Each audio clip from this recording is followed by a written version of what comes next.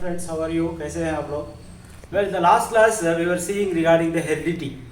Heredity is nothing but the transmission of characters from the parents to the offsprings and continues from one generation to another generation, isn't it? So this is the topic which you have discussed in the last class, called as heredity.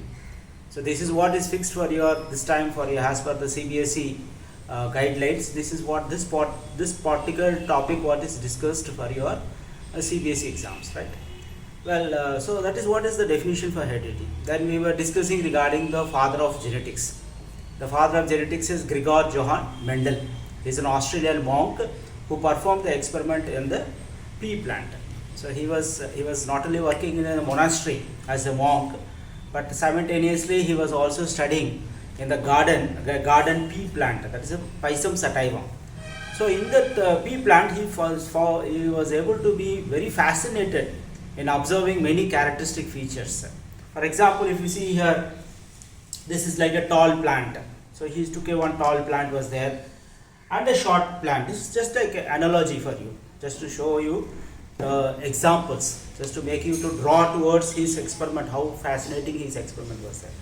So you can see that the one plant was very tall. It's not a Pisum sativum plant, my dear children. I just give you an example here. So one plant was very tall and one is short plant. So like that one characteristic features he found like that. Another is violet color flowers. The pea plant produced violet color flowers and also white color flowers. So there was a cross. He made a cross between the violet color flowers and the white color flowers. Like that, the height of the plant, it is one of the trait or one of the character. So one is a tall plant, and another is a dwarf plant. Now in today's class, I will try to do the mathematical way of how he has calculated, how to perform the particular calculation work with regarding to one of the character that is named or the trait, that's the height of the plant. So one is a tall plant, another is the short plant. Okay, so let's see that. Start. Okay, so what I was telling you is regarding the Mendel's one of the experiment. The name of the experiment is called as law of dominance. Law of dominance. So among these two traits, that is I said you the tall plant and the dwarf plant was there. So let us see that working style, how we are going to work it out. Accordingly you follow it. So first is we are considering the trait. The trait is also known as character. The trait is also known as character. So the character that children we have considered for this class is the height. We have considered the height. We have considered the height of the pea plant. So we have considered the height of the pea plant. So let us give there are two things that we should learn very carefully. What is the phenotype? I said in the last class what is called as phenotype. Phenotype is nothing but the external appearance. The external appearance of this pea plant is said to be a tall and dwarf. Tall and dwarf. Okay, so this is the phenotype. Now what will be the genotype of this plant? The genotype is nothing but the genetic makeup. Genotype is called as genetic makeup. The genetic makeup, let us take, that has, you know that this trait or a character, it is expressed by a gene. So gene is the one which expresses this particular trait. And gene has got two copies. The contrasting pairs of a gene is called as alleles. So once again I am repeating for you. So we have to take a trait. He has observed many traits. One of the trait we are considering for today's class, that is the height of the plant. This height of the plant is expressed by a particular factor called as gene, and gene has got contrasting forms. They are called as alleles. Now what that allelic expression is what is called as genotype. What we are giving externally, that is said to be the phenotype. So phenotype is external appearance and the genotype is said to be the internal allelic combinations. So let us give the allelic combination for tall has capital letter T and for a dwarf has small letter t. Okay. Now this is the allelic representation of tall, that is capital letter T and small letter t for the dwarf. Now we are going for the cross, how he has made the experiment. So you know that the parents is always diploid.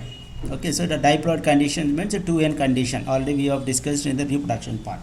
So when you take a diploid condition, it will be capital letter T, capital letter T. So let us put like this, encircle it, and small letter t, small letter t.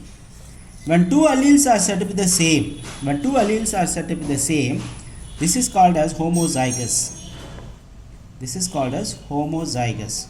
So it is homozygous tall, and this is called as homozygous dwarf. Homozygous dwarf.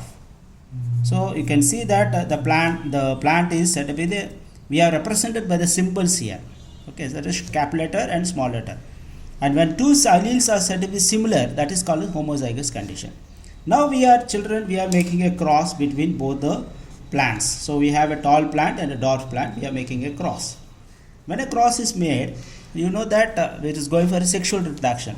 So what is the essential thing for the sexual reproduction? Gametes. So gametes are always haploid. So you make an haploid of this, you will be getting only one capital letter T. So these are the parents. On this side, I am writing this parents, and this is the gametes. So gametes is always half the number. So we have a small letter T. Both the gametes are fusing. What you have learned in double fertilization. When both the gametes are fusing, they are restoring capital letter T and small letter t. You are getting both this kind of alleles. This generation is said to be the F1 generation. F1 means, the meaning of F1 is called as first filial generation. It is called first filial generation. Okay, so F1 generation. So now you can see here that both the alleles are dissimilar. Here it is same and it is dissimilar. That is one capital letter T and small letter t. Both have come into the zygote. So this is called as heterozygous condition.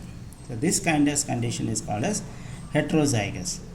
Now children, you must be knowing what it will express as.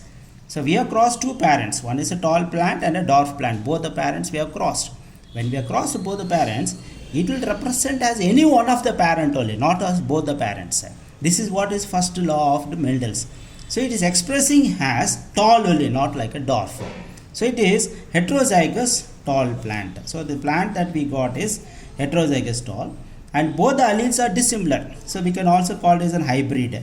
This is a hybrid also, because two dissimilar alleles we have got.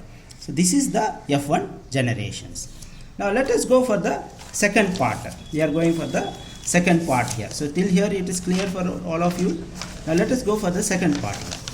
The second part, what we are doing is on selfing F1, just like a mathematics, because Mendel he was very much interested in mathematics. So this all like mathematical expressions.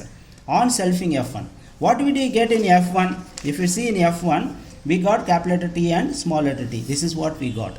So you cross capital letter T, small letter t with another capital letter T and small letter t. So two heterozygous plants we are crossing.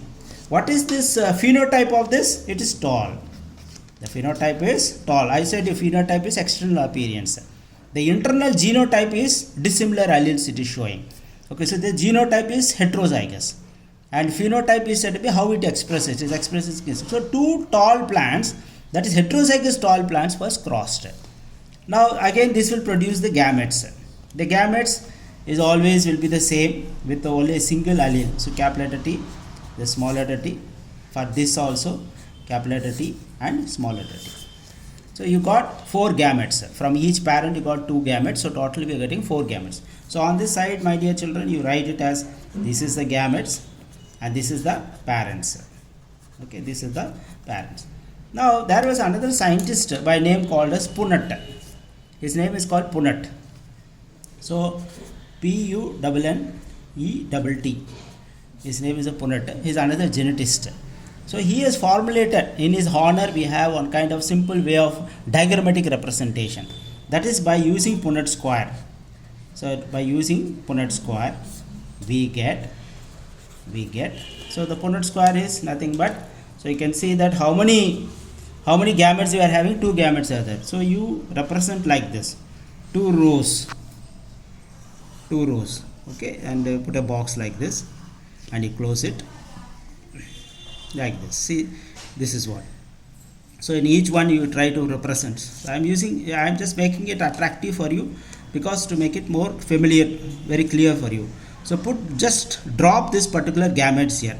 In one row, one T, another row, small letter t. So it is over. On the top, another capital letter T and small letter t. Here you represent the sex symbol, because you see the sexual reproduction occurs between the male and the female plant.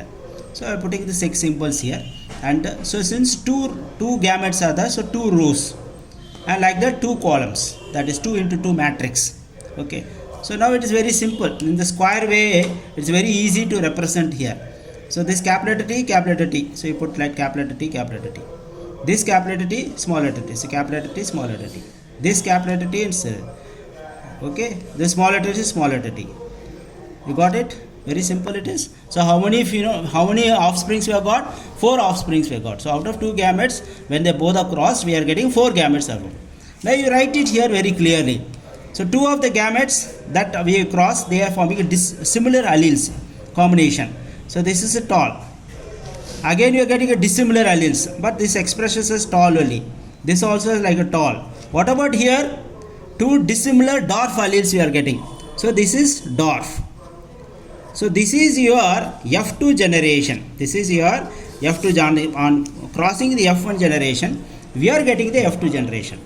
Among this F2 generation, we are getting 4 plants We are getting 4 plants. On crossing one particular character, we are getting 4 plants in the F2 generation. So what are the 4 plants? 3 are said to be tall and 1 is dwarf. So phenotypic ratio. So you have to be writing very clearly in the exam. The phenotypic ratio is equal to 3:1. That means 3 is tall and 1 is dwarf. This is said to be the phenotypic ratio. Then let us go for the genotypic ratio. I said to you how this allelic combination is present. When you go to the genotypic ratio, you see that among these 3 tall, 1 is very similar, having homozygous condition. The other 2 is said to be the heterozygous condition. Dissimilar alleles are present. So you have to write the genotypic ratio is 1:2. The one dwarf is always it is said to be similar alleles only are present. So this is 1:2:2. Is it clear? So this is a genotypic. Genotypic means you are differentiating this particular offsprings based on the homozygous condition or heterozygous condition. In the case of phenotypic, we are just expressing it our AR, although it is very colorful. See, it is very colorful. It is yellow in color. It is red in color. It is blue in color. It is pink in color. This is expression. What is inside it, the genotypic combination, that is the genotypic ratio. So in this, according to our experiment, the phenotypic ratio is 3:1 and the genotypic ratio is 1:2:1. Okay children, so with that we have completed one of the particular concept, that is what we have learned is law of dominance. The next class we will be studying about the law of independent assortment. Okay then, bye children.